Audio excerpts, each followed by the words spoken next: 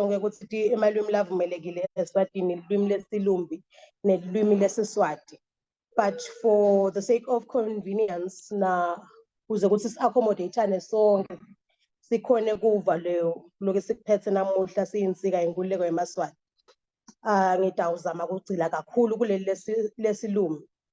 Ligama lami ke mina ngingisanelisiwe Neliswa Ngwakanxumalo Sibongo.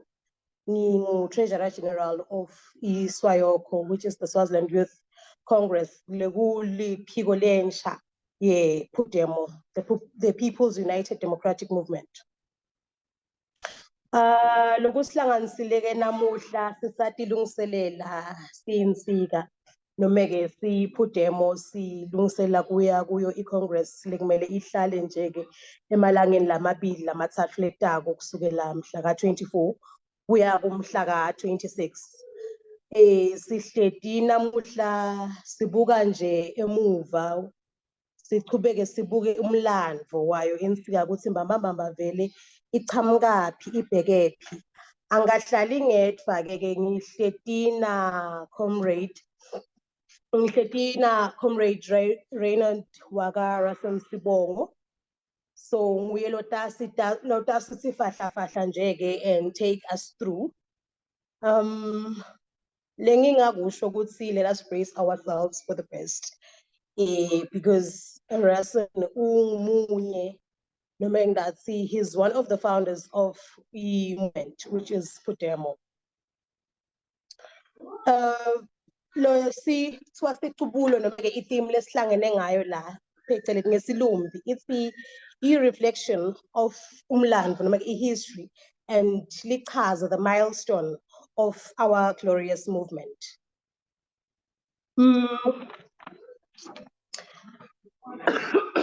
Apologies for that. Dokotela Raison ni lesikwatiko ngaye noma ke lengakuthi fahla nje ngicabanga ngathi lokunye utawutetfula yena uthi ungumunye ke wemajaha noma ngathi ungumunye wemasosha swabonile phambilini ladlalela ichaza kumkhonto wesizwe which is the MK kulela le South Africa. Uwekutalwa make wakhe uLswati babe wakhe is a South African. Watalelwa kaManzini, and he has been a key figure in both liberation movements lakhaya eSwatini and as well as South Africa. He joined ANC ngeminyaka wa 1981. Kutheke ngeminyaka wa 1986 wase sewujoyina the MK, which is umkhonto wesizwe. Usebente under the leadership of Mr. Pani Mlokane kuma special operations abo of SEMK, namely the Sasol 2 attack in Secunda. Currently, Mr. Rason, he's the president of the Social Laws of Progressive Party in SA. I'll leave it to him, Mr. Rason. Over to you, Mr. Reynolds. Thank you, Neliswa, and revolutionary greetings to all the comrades, compatriots, friends, even enemies of democracy. Thank you for inviting me to talk about the history of the People's United Democratic Movement and the milestones of democracy to date in the struggle for a democratic Eswatini. But before I continue, I'd like to express my heartfelt condolences and sympathies to Tenele and the two boys who were left behind, sadly by Tulani Maseko. Our deepest condolences to PUDEMO, to the Swazi nation for the loss of such a gallant fighter. It saddens me greatly to talk at a moment of mourning the death of such a hero who has been celebrated beyond the borders of Swaziland or Eswatini, Southern Africa and Africa. Tulane is a great loss and has been lost at a time when the process of negotiations is starting to gain some form of momentum. It's a real sad loss. It's a heartless murder or assassination, and the people responsible for this assassination must be brought to book, and I believe will be brought to book in due course. We don't need any more of these assassinations. Political killings must stop with immediate effect.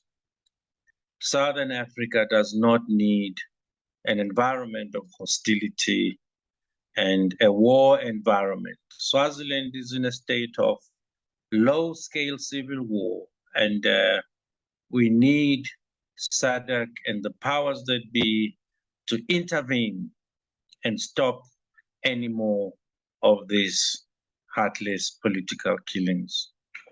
Comrades, friends, compatriots, all democracy-loving people of Swaziland and Southern Africa, it is an opportune moment to reflect on the history of the struggle and the history of the democratic movement, Eswatini. Ngitozama ukuthi ngifake isiSwati nesiNgisi in my speech. I'm quite eloquent in my Swati. I grew up Eswatini, so I can speak the language quite adequately. But for purposes of fluidity in my speech, I will then do most of my speaking in English.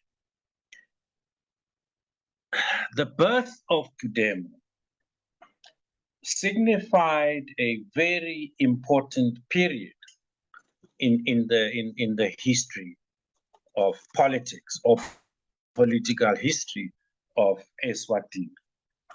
Excuse me, I'm going to use Eswatini as the name of the country because I think since 2018 it has now been officially given that name.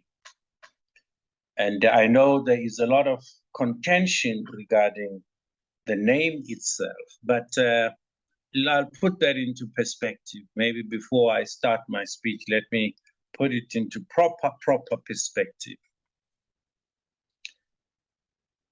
The BLS states, Botswana, Lesotho, and Swaziland were at a stage in the 18th century, part of the broader South Africa, and then were handed over to the British after the Vereniging Treaty of 1903 that ended the Anglo-Boer War.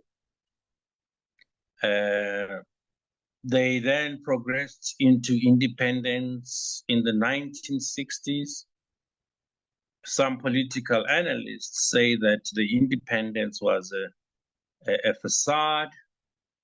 It was a pilot to test Bantustanism.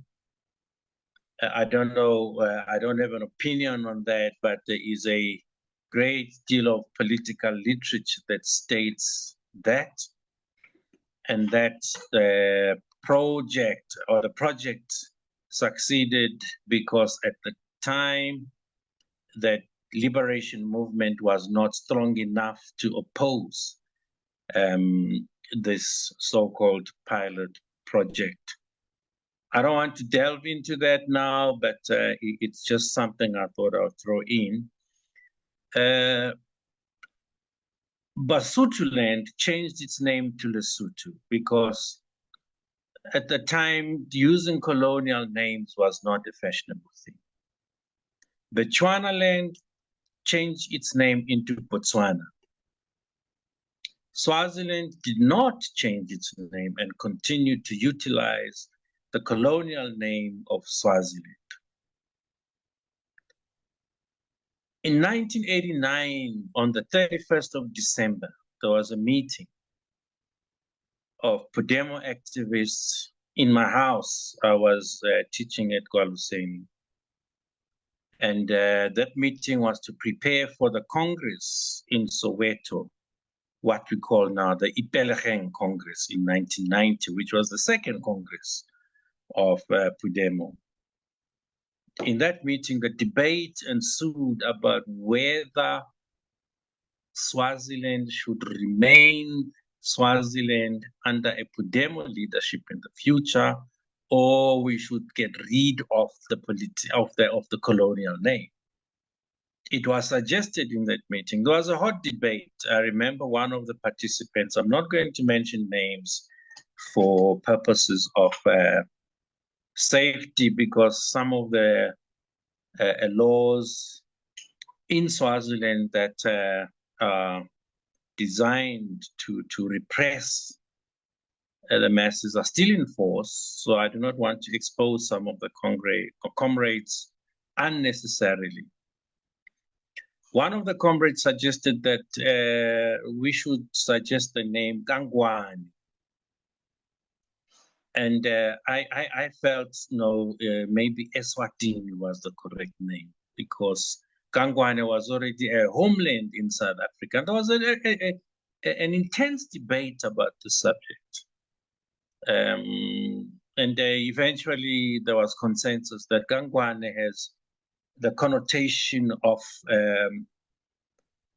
the Bantustans of the apartheid regime. And we then said we were going to take the name Eswatini to the second Congress in Soweto. And indeed, it was then adopted the history of the formation of PUDEMO.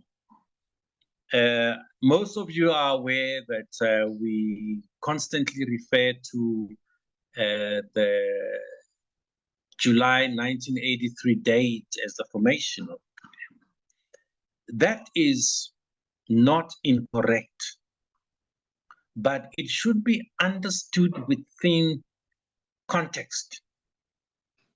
And I will explain the context. In 1982, Sobhuza II passed away on the 21st of August. And it was a turning point in the politics of Eswatini. Before his passing on, he had negotiated a treaty with apartheid South Africa. And this treaty was signed in February 1982 under the name of the Pretoria Accord. And I believe that Sobhuza did this because he was worried that he had been sitting on a time bomb following the 1973 decree that banished political parties. And he was aware that after his demise, there was going to be problems in the country. So he then banked on South Africa to maybe come in and make sure there was order. But in exchange for that, the apartheid regime required Swaziland to remove South African exiles, particularly members of the liberation movement, from Eswatini. And it became part of the conditions of this relationship. And immediately after his demise, we saw the true character of the Swazi state. Sobhuza is said in certain literature, which I have not confirmed, that he was a member of the African National Congress. I'm not very certain, but I think his grandmother, Labotsibeni, did contribute a few cattle to the formation of the ANC as a contribution. So there was that affectionate relationship between the royalty and the ANC. And during his reign, there is no evidence of any ill relations between the two organizations.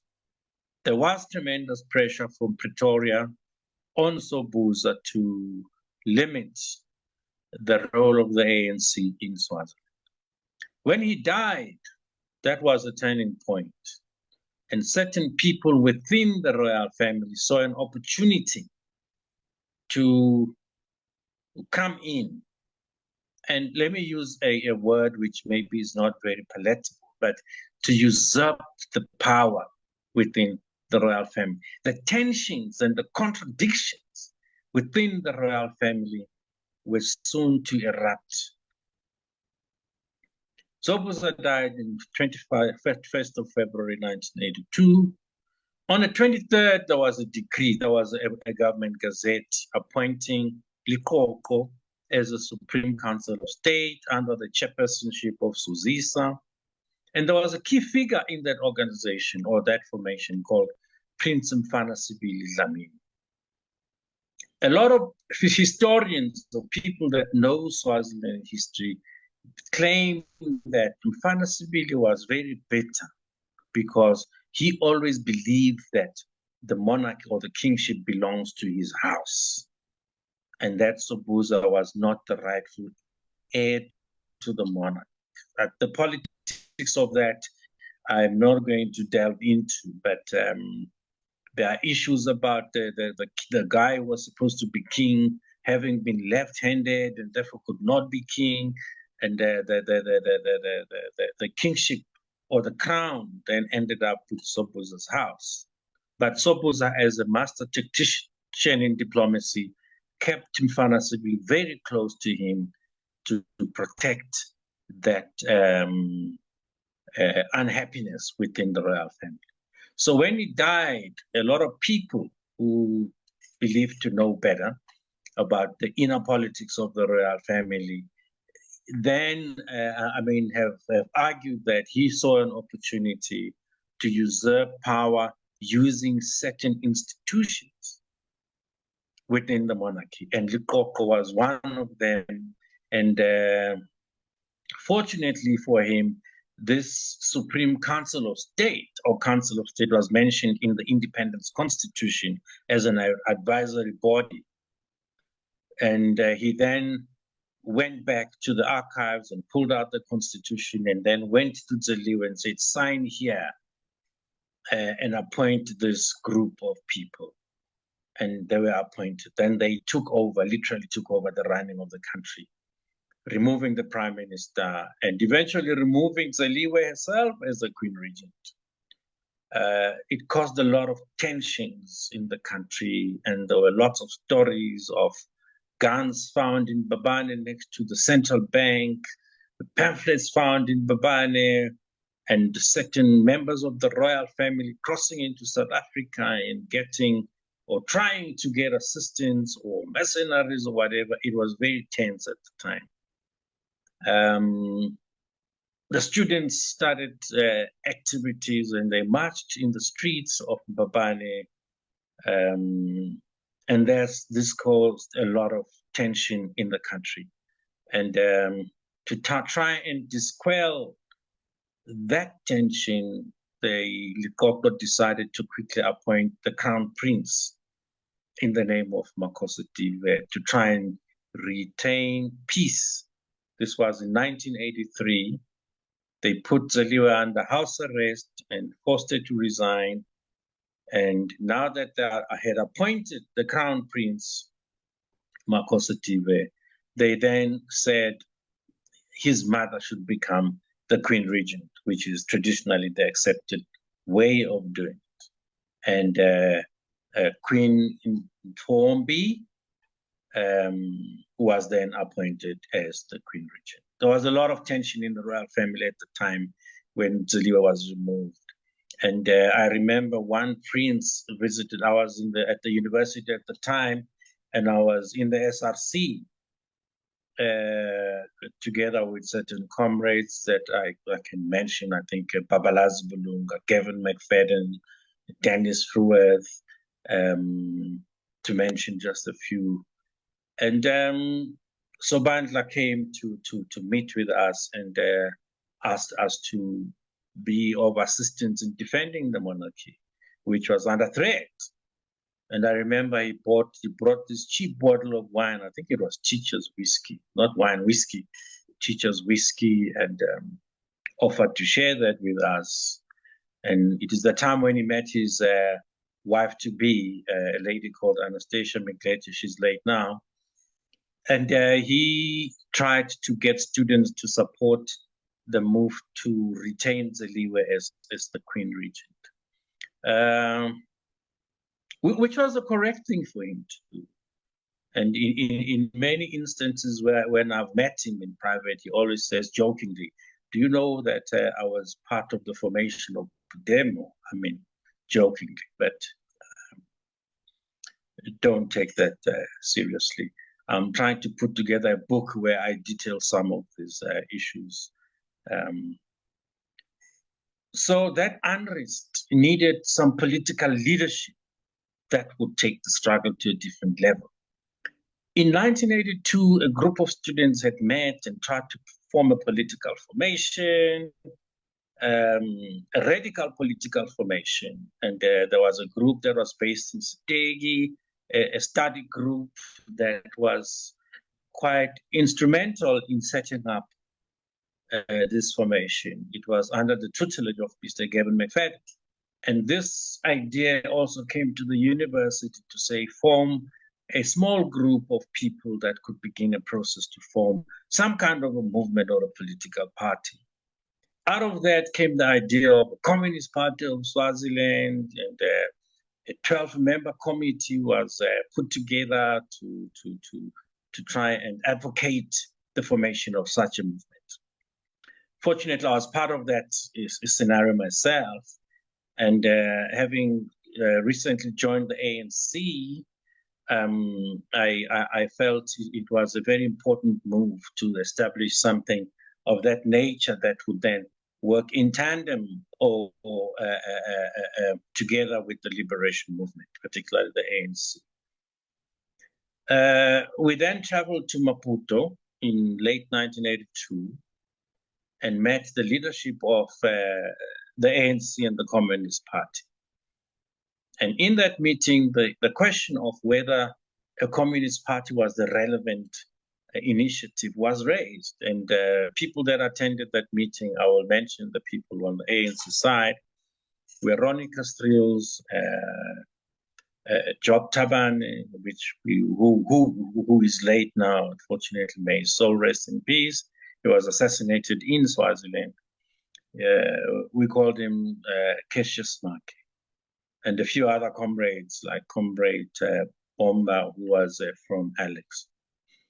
The others I can't remember, quite well. Or there was Comrade Galicia, who was the chief rep in Mozambique at the time. So the issue of whether the Communist Party name was appropriate to mobilize the people of Swaziland around was a big issue. In that meeting, we discussed it, and it was left hanging. I then returned to Mozambique on my own in February the following year and had the honor to meet Joe Slovo, and we reflected on the idea, and he felt the same, that we need to look at a democratic dispensation and a democratic movement that is going to look at the national question, which is a democracy question. A communist party could exist as a guiding force. So the idea or the date of 7th July 1983 talks to the formation of this organizing group of 12 that were attempting to form something of this nature. We started consolidating and recruiting, and I remember I was given the task to recruit Dlagadla Dominic to this group, and I went to him, and I had known him from school at St. Joseph's High School, where we called him Karateka. You know, it was a funny name. No, we actually no, not Karateka, Karatist, because when he came there, you know, St. Joseph's was very famous for Gujuba Umsila, the initiation of newcomers. So when Dominic arrived there, he threatened everybody with karate and said, I'm a karatist. So we called him karatist. So I went to his room and I said, hey, karatist, there is this initiative. And we spoke, and he said to me, no, but I've already drafted a little constitution or a document here for an organization called Watasambe Revolutionary Party. I said, wow, that sounds great, comrade, but let's initiate you into this discussion group and come up with something. We could call it Watasambe, whatever, but let's come together. And he eventually agreed, and he became part of the broader organization. And in fact, he became the convener of, or the president, if you want to call it, of the Communist Party of Swaziland. And after 1983, then the Cyclone Domoina came in January, and it was hectic. In 1984, that was Cyclone Domoina around January, beginning of the year. And a lot of people lost their houses. The political situation sort of got dampened, the activism, but it didn't die down. And then some of us then left the university and made sure that when we left the university, we left a strong group of people leading the SRC, people like Mandla Hlatrayo, who was part of the group also that we have formed.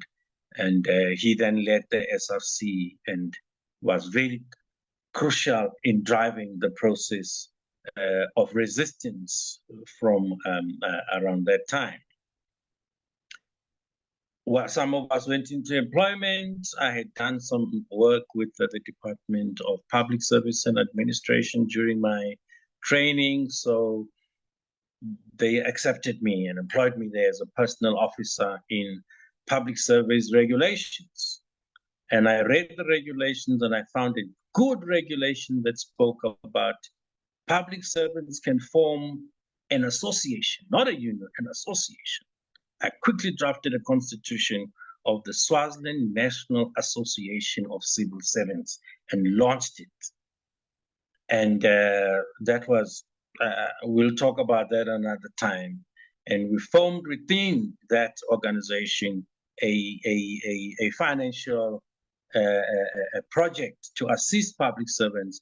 And we sat around, was taken from what was happening in South Africa within the Congress of Trade Unions, where it was unity, our unity is our strength, and we tried to translate that into Siswati. We couldn't find the right name, and we decided our unity, bunye bethu, we couldn't say is our strength. Ngemandla ethu didn't sound right, and you say bunye bethu, buhle bethu. It became the financial platform for the union that would provide public servants with loans when they needed. And that helped to grow the union very quickly. People started coming in, paying fees and borrowing money, and it grew. And I'm sad today that it's been hijacked by some of the regime greedy people, and now it is a private entity. It was supposed to be a union fund But that's besides the point. What I'm trying to get to here is that now we were in the government, we had access to typewriters, photocopy machines, and all that. And the first pamphlet that we released, because there was a need for political identity, political leadership. I remember we had a meeting at Egualuseni, not Mbuleni, with the committee of 12, and we're deciding we need to release a pamphlet with a name to give identity to the struggle. And we said we wanted to call it the Communist Party of Swaziland.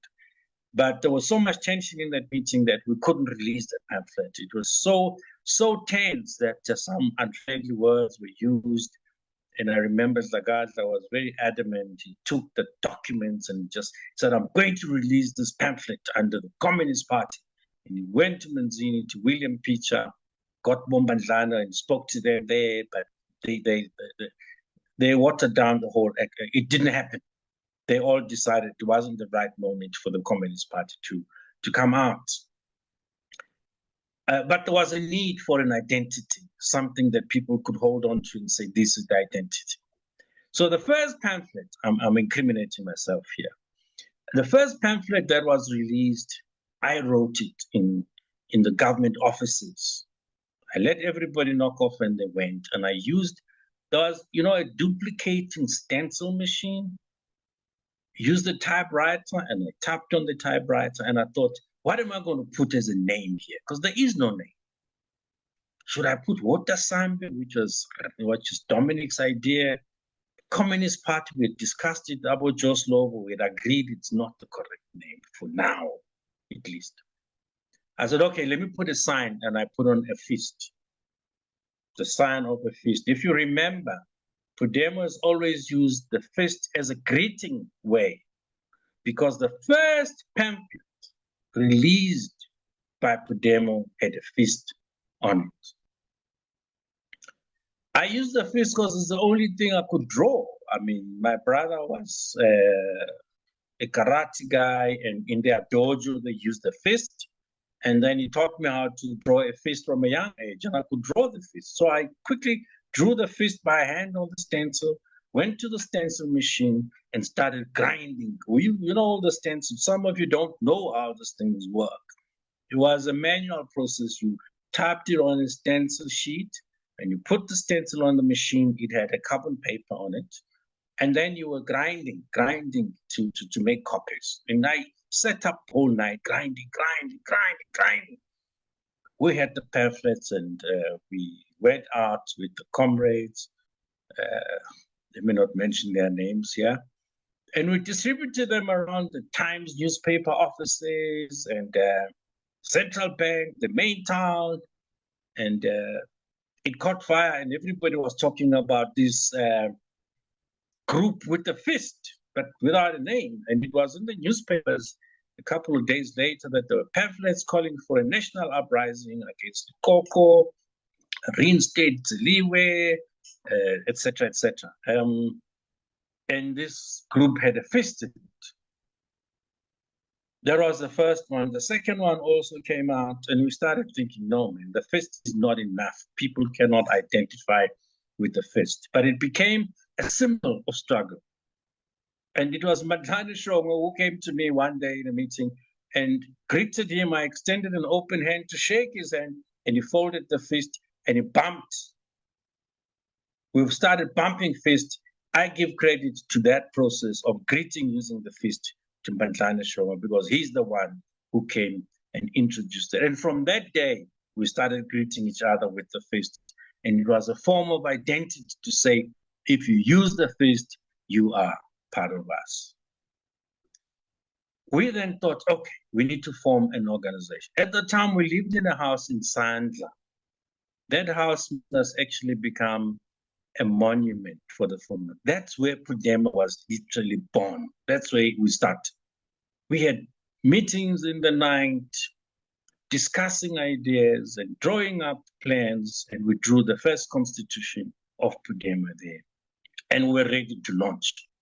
The question was, who We were youngsters. I was, what, maybe 20, 22, 23. Who's going to then lead this thing? We're too young to lead this thing. And we sat and decided. We looked for an adult person.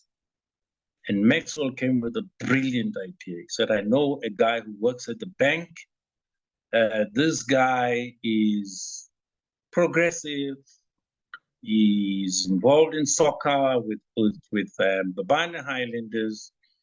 I can talk to him. We said, okay, go talk to him, test him, and see if he fits the profile. He went, spoke to the guy, came back to us, said, let's go to his house. He said, we must go and visit him at his house on a Friday night. We took off and went to his house, Delrich or Eveni, got to his house, ushered us into his lounge. His beautiful wife, very respectful, made us some coffee. I remember because we were hungry, we were from work, and nice sandwiches. We sat, and Mario asked her to give us space, excuses. We spoke politics, and Mario Masugu entered the scene. We asked him to lead this political movement. We didn't have a name yet. He said, give me time. I am going to sleep over it. I am a sympathizer with the Ngwane National Liberatory Congress, and maybe we should go and see Dr. Zwane and find out where he is. We could revive the NNLC. We went to Dr. Zwane. It was me, I think, with maybe it was Comrade Mandla. We went to Dr. Zwane and we spoke to him at length. And he told us that he's tired. He has been persecuted too much, and his executive has disintegrated. Some of them joined the enemy camp, and he doesn't think we can put Humpty Dumpty together again. And he said, guys, if you want to proceed politically, maybe look for something new. We tried to persuade him, and it's because we knew he had a constituency, but he said no. He was tired, he was old, he wasn't going to do it. So we left him, and we thought of another political party. There was a party called the Ngwane Socialist Revolutionary Party, led by a gentleman called Thomas Magaguli. But Thomas had left the country, was based in Mozambique. We couldn't find him. So we just said, okay, leave him. The other pre-independence political parties, led by Bosishai and Umano, they had been absorbed by the system. So there was no alternative but to form a new political organization, a new political party. So we came back to Masugu. We said, no, there is no way we can revive the NNC. We need to form our own. He said, okay. He agreed that he can consider leading this new formation. Then we sat around at the house in Sandla into the night, debating, what are we going to call this thing? We were attracted to the United Democratic Front in South Africa. It was trending at the time. And we thought, let's call it UDF. We said, no. UDF is not going to work. It's too South African for now. We suggested United Democratic Movement. Actually, I suggested United Democratic Movement, UDM. There was no UDM in South Africa. Holomisa was not there yet. He was in the Transkei, leading the Transkei government, or should I call it Bantustan. So, as we were thinking, United, it stuck, United Democratic Movement, United, but we felt no. And then Mario said it. He said it. People's United Democratic Movement. And this was inspired by the Mozambican politics, because Mozambican politics of independence was Popular, República de Mozambique. Everything was people's this, people's that. And we said, now this sounds more like it. We say, yes, Let's go for People's United Democratic. We finalized the constitution, and this was now end of 1984. And 1st of January 1985, we selected that date as the launch where we're going to meet and elect the first executive of PUDEMO. It was an appropriate date because it was New Year's Day. If anybody saw us buying meat, they'll say these guys are having a New Year's Day party. That became the modus operandi of PUDEMO throughout the years, meeting on specific days like New Year's Eve, New Year's Day, where, excuse me.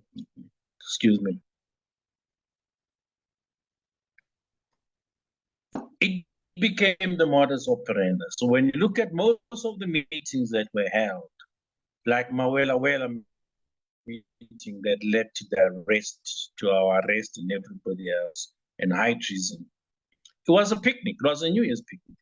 And during the trial, we argued that we're just at a picnic and incidentally spoke politics.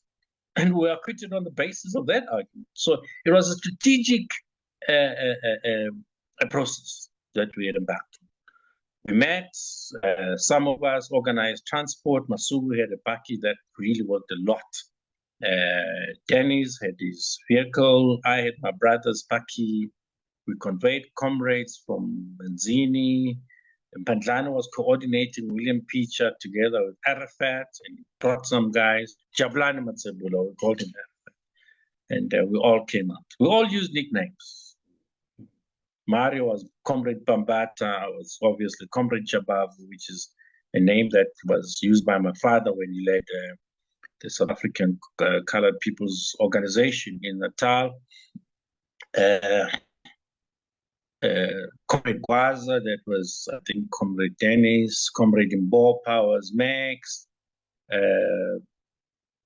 many other names which we can always reflect on in future when we put this in proper writing. We met, we adopted the Constitution. It was a thin document. We agreed to draft the manifesto. We put down the principles of the manifesto. Mario Masuku had agreed to become president of PUDEMO. I nominated Mario for president. And surprisingly, he turns around and nominates me for president. And I said, geez, what is happening now? Because we agreed that Mario will be president. And my situation is precarious because I'm part South African, I'm part Swaziland, I'm still battling to get my Swaziland citizenship. We are struggling to deal with that. Now, I cannot really be in the forefront of this thing. And I decline. I said, no, comrade, I cannot take up the position of president. He says, no, but you've been doing all the work. I said, no, comrade. Eventually, he agrees. He takes over the presidency. I agree to deputize him. Zagata becomes Secretary General. Dennis becomes the Treasurer General. I think the Deputy Secretary General, I still have to confirm the names. It's a long time ago. But I think it went to... No, I will confirm. I'm not sure yet. Yeah. And that's when PUDEMO was now officially launched as the political party to oppose the regime. Comrades, other comrades were key to the foundation, like Gavin McFadden, Mandla Hlatrayo, Dumsan Islami. They had not attended this because it was they were far away also, and it was not very easy for them to attend. And some of them were quite conscious of the fact that they were stalwart communists in their thinking. Not that some of us were not, but they did not accept the idea of a democratic front or movement that will overshadow and take over from the Communist Party. So there was that sensitivity in inviting comrades to this conference because we thought the tensions would cause problems.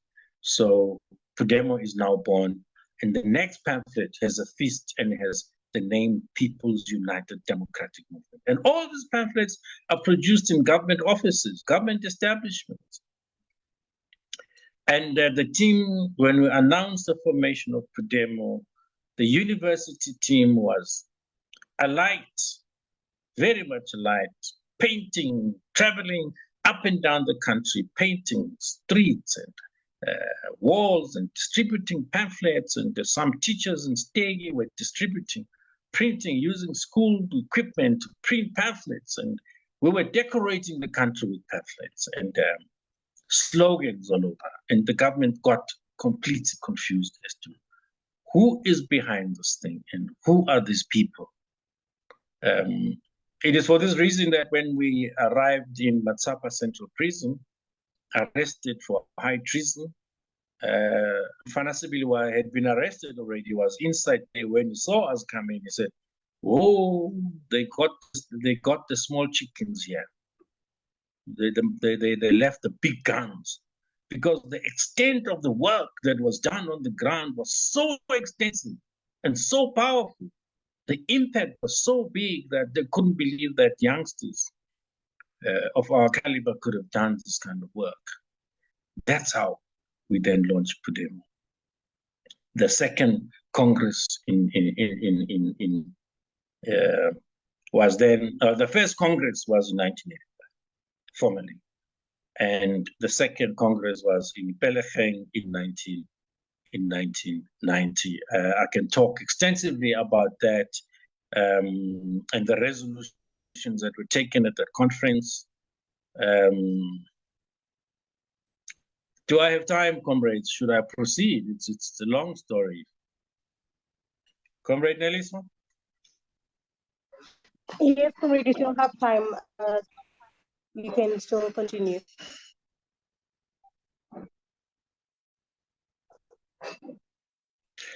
Okay, let me then continue, comrades.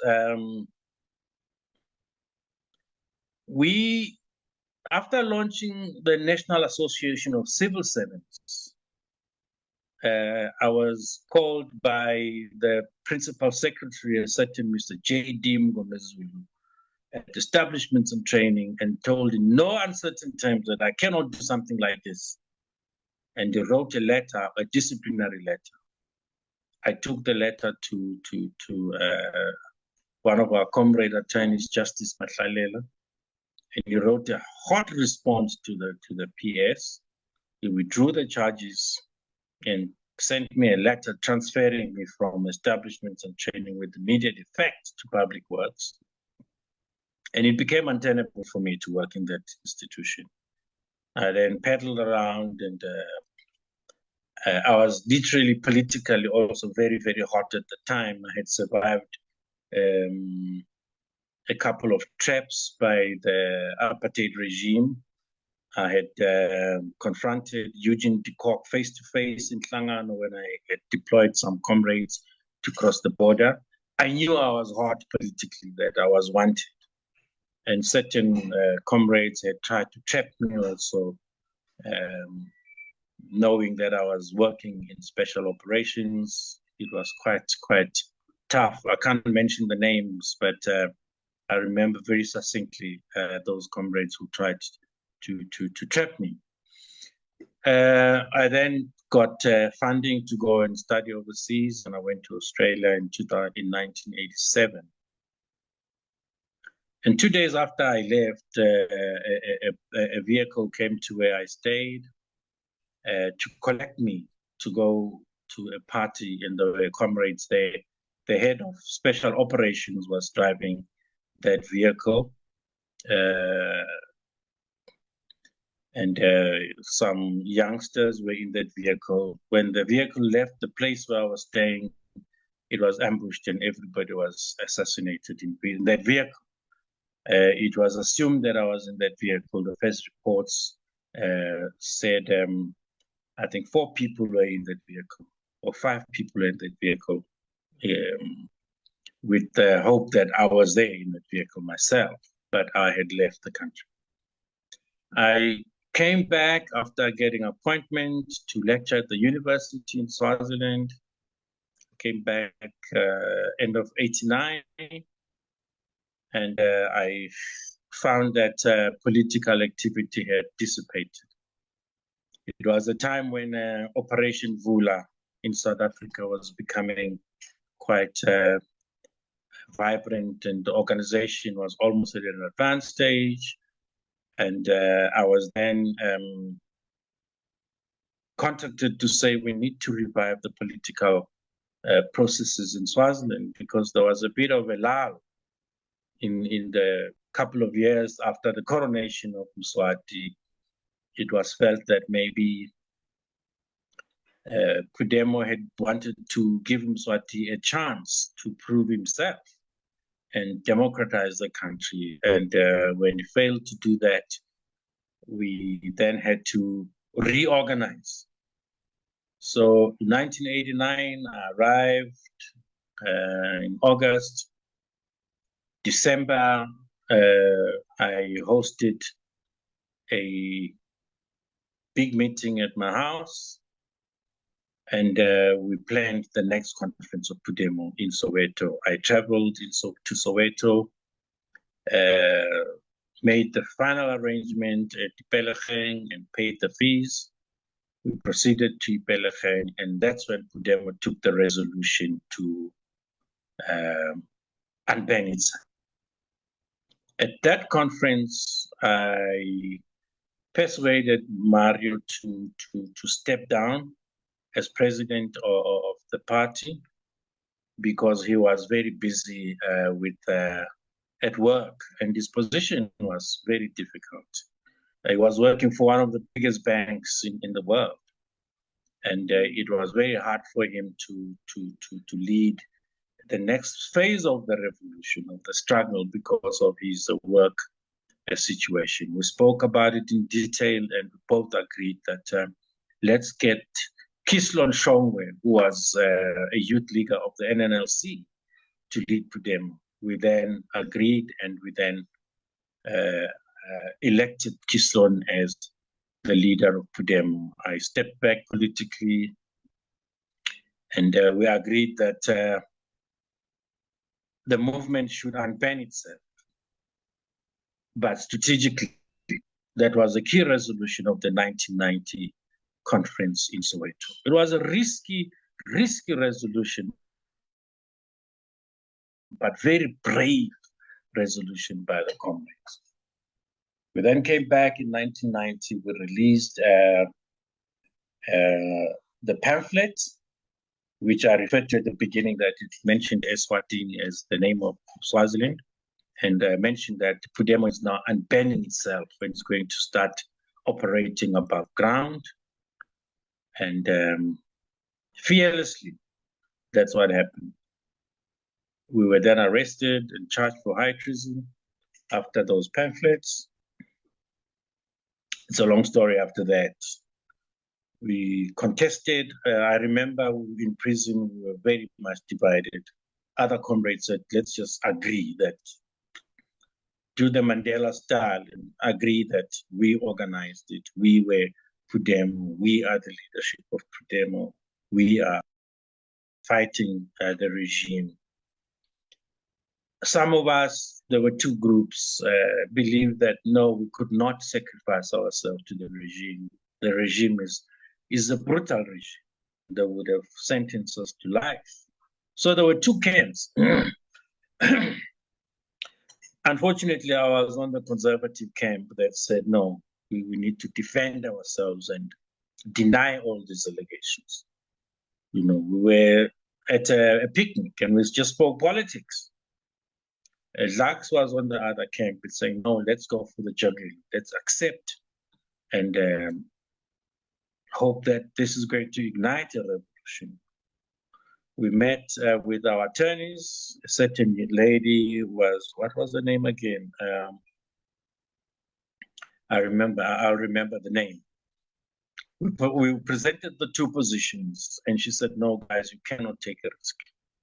We need to defend this position. You got a strong case. We went into court. We defended the position. Comrades were released. There was no evidence against comrades like Mandla, Kuseni, Maxwell, and they were released. And then we faced the consequences through the trial. The whole year, we were then acquitted. But Dlagadla and myself were convicted of organizing this picnic. We took it on appeal, and we won it on appeal. And then I went back to university. Things were getting rough, very difficult indeed.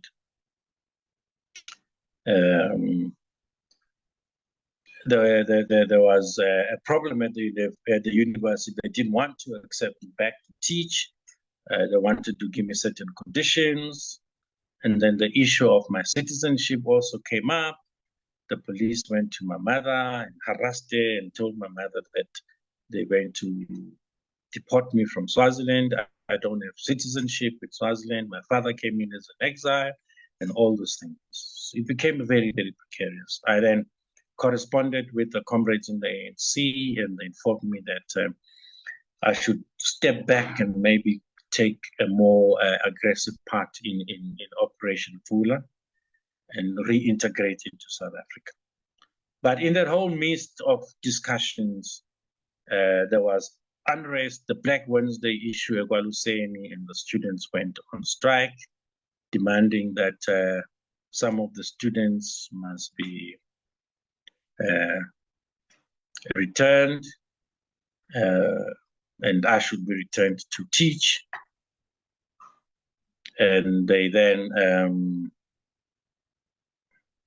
one morning, the police came to my house. It was raining, and they said they've come to detain me, to place me under detention without trial. I said, can I see the detention order? It's got to be signed by the police with a stamp.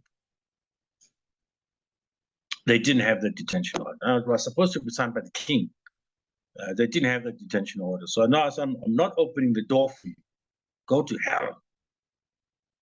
The commander of that unit left 2 police officers at my door, and he said he had forgotten at the police station.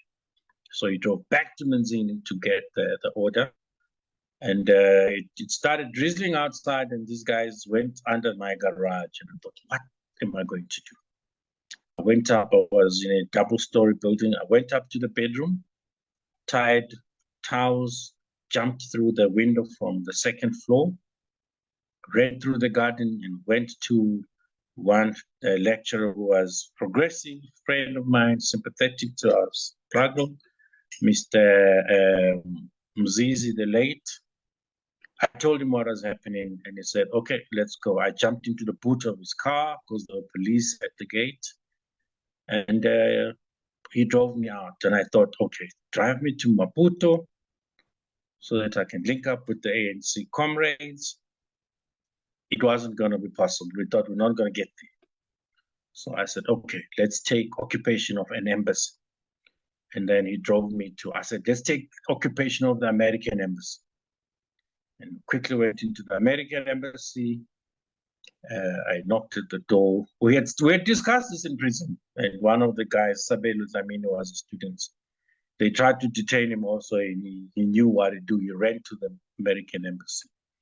And we found refuge in the American embassy. And we placed certain demands on the Americans who wanted to be taken out of the country to a country of our choice, a country of safety.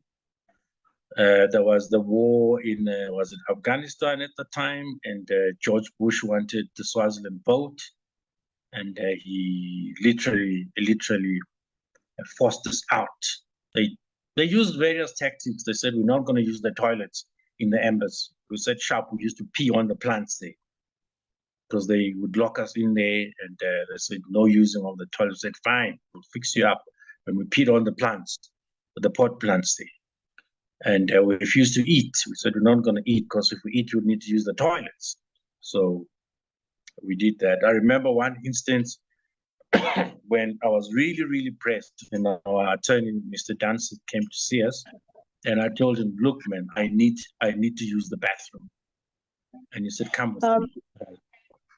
Apologies, Director, for cutting you there. I'm looking at our time. We are running low on time. Can we try and fast track? And summarize, yeah.